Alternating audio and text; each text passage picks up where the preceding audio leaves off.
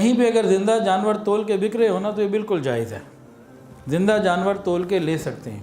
بلکہ میرے خیال میں جہاں انہوں نے ریٹ لکھ کے لگایا ہوا ہے نا کہ 280 380 480 روپے کلو، جو بھی ریٹ لکھ کے لگایا ہوا ہے، وہاں پہ 2 نمبریاں بڑی کم ہوتی ہیں۔ بھئی جانور کھڑا ہے، وزن کیا، ریٹ لکھا ہوا ہے، آپ کیلکولیشن کرو، سمجھ میں آ رہا ہے لے لو، نہیں تو باہر۔ یہاں پہ ذرا نسبتاً بہتر رہتا ہے۔ لیکن بہرحال یہ کوئی اصول میں نہیں بتا رہا، لیکن عام طور سے ایسا محسوس مجھے ہوتا ہے کہ اس میں ذرا چکر بازیاں کم ہوتی ہیں۔ اچھا جی، منڈی جانے والے ایک بات کا اور خیال کریں، ان کے اپنے کپڑے ناپاک نہ ہوں، اس کا بھی خیال کریں،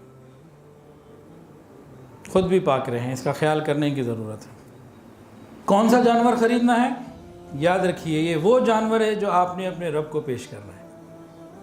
کون سا جانور آپ خرید رہے ہیں؟ جو آپ نے اپنے رب کو پیش کرنا ہے۔ اس لیے کوشش کریں اپنی گنجائش کے مطابق رہتے ہوئے عمدہ، خوبصورت، صحیح سالم جانور، اچھا جانور خریدیں۔ نبی علیہ السلام نے فرمایا کہ آنکھ کان دیکھ لیا کرو، عیب والا نہ ہو، اللہ کے حضور پیش کرنا ہے۔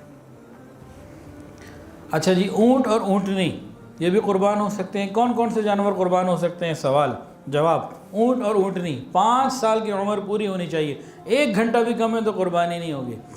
گائیں اور بیل، بھینس بھینسا 2 سال پورے ہونے چاہیے، 1 گھنٹہ بھی کم ہے تو نہیں ہوگی قربانی۔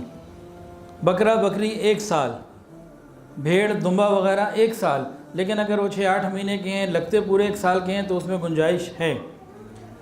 اچھا جی، اب اگلا سوال آپ سے پوچھتا ہوں، جو منڈیوں میں جانے والے ہاتھ کھڑے کیے تھے، بتائیں جی 2 دانت زیادہ ضروری ہیں یا 2 سال؟